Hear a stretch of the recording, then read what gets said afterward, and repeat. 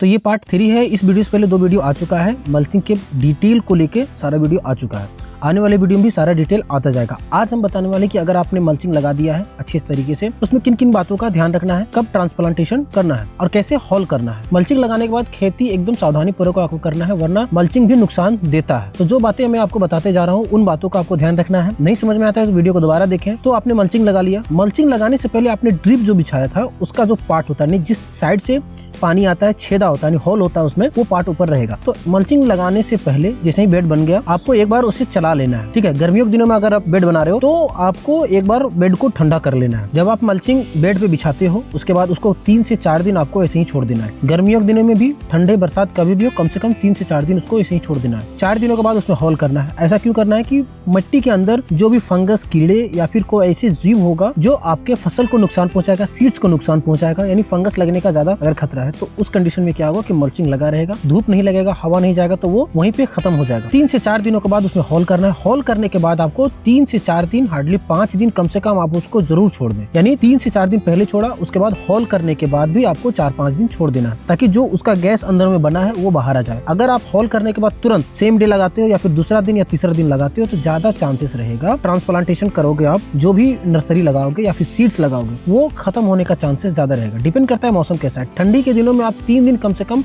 इंतजार कर सकते हो, बरसात में भी 3 से 4 दिन, और गर्मियों में कम से कम 5 से 6 दिन। अगर ज्यादा टेम्परेचर 40 से 45 डिग्री का, 25 डिग्री का टेम्परेचर है तो आप कम से कम 5 से 6 दिन छोड़ दें। आपको कैसे पता चलेगा? हॉल करने के बाद आपको ड्रिप पूरे अच्छे तरीके से चला देना है, पूरा नमी बना के रखना है।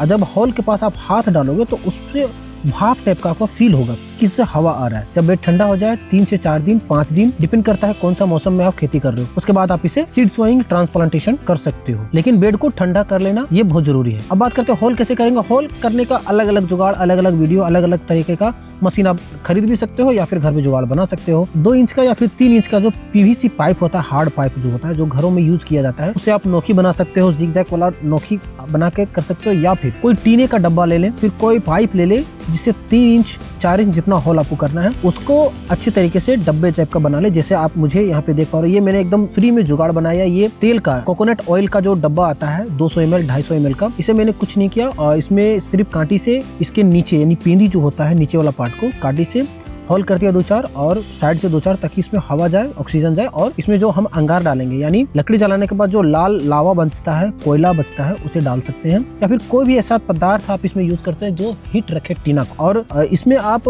तार के माध्यम से, लोहे का जो तार आता है, पतला तार, उसके माध्यम से इसे बांध के उसके बाद जहाँ आपको होल करना वहाँ पे आप रखते जाएंगे। जैसे मैं यहाँ पे रखते जा रहा हूँ, शुरुआती से आप देख रहे हो, रखते जा रहा हूँ। इस तरह से इजिली होल होता जाएगा, पूरा गोल होगा, मल्चिंग फटेगा नहीं। अगर मैनुअल हाथ से करोगे बहुत टाइम लग जाएगा और मल्चिंग छोटा बड़ा होल होगा। इससे फ्री में, आसान तरीके से, जुगाड़ में लंबा चलेगा, कोई खतरा नहीं है। और मल्चिंग में जब आप होल करते हो तो एक बात आपका ध्यान रखना है, ड्रिप जो है आप लगाए हैं, ड्रिप तो मल्चिंग के अंदर होता है, ड्रिप का कोई नुकसान नहीं होना चाहिए। अगर गर्मी, अगर ज्यादा हीट है आपका डब्बा जो हीट करके यूज कर रहे हो, अगर ज्यादा हीट हो जाएगा और मल्चिंग के ऊपर जाएगा तो मल्चिंग फट सकता है। उसके बाद आपको काफी ज्यादा परेशानियों का सामना करना पड़ सकता है। इसलिए मल्चिंग का जो ड्रिप है उसे देखते हुए आपको होल करना है, इसे डैमेज नहीं करना है। इसके बाद आप ट्रांसप्लांटेशन करें। होल करने के बाद, जैसे कि बताया, आप होल करने के बाद आप 3 से 4 दिन, 5 दिन छोड़ दें। मौसम के ऊपर डिपेंड करता है। बरसात का मौसम है तो कम से कम 4 दिन छोड़ दे, गर्मी का है 5 से 6 दिन छोड़ दे, वो खुद आपको फील होगा। उसके बाद आप ट्रांसप्लांटेशन करें और अपने सीड्स को लगाएं। मल्चिंग पर आपका जो कोई भी सीड्स है वो जल्दी जर्मिनेट होता है। खीरा 3 से 4 दिन में हो जाएगा, लोबिया 3 से 4 दिन में हो जाएगा, करेला 5 से 6 दिन में जर्मिनेट हो जाएगा। जबकि अगर डायरेक्ट मिट्टी में लगाओगे तो 10 से 15 दिन आपका लगता है। लेकिन मल्चिंग का बहुत ज्यादा फायदा है। तो जर्मिनेशन पावर भी इसका हाई है, ग्रोथ पावर भी इसका हाई है। डिपेंड करता है कि आप किस तरह का आपने सोइल में गोबर डाला है और बेसल डोज डाला है। सारी चीजों का वीडियो और आएगा। नेक्स्ट वीडियो में आपको बताया जाएगा कि मल्चिंग कितना लगता है और बेसल डोज के बारे में, कौन कौन से दवा देना है, किन किन बातों का ध्यान रखना है। सारे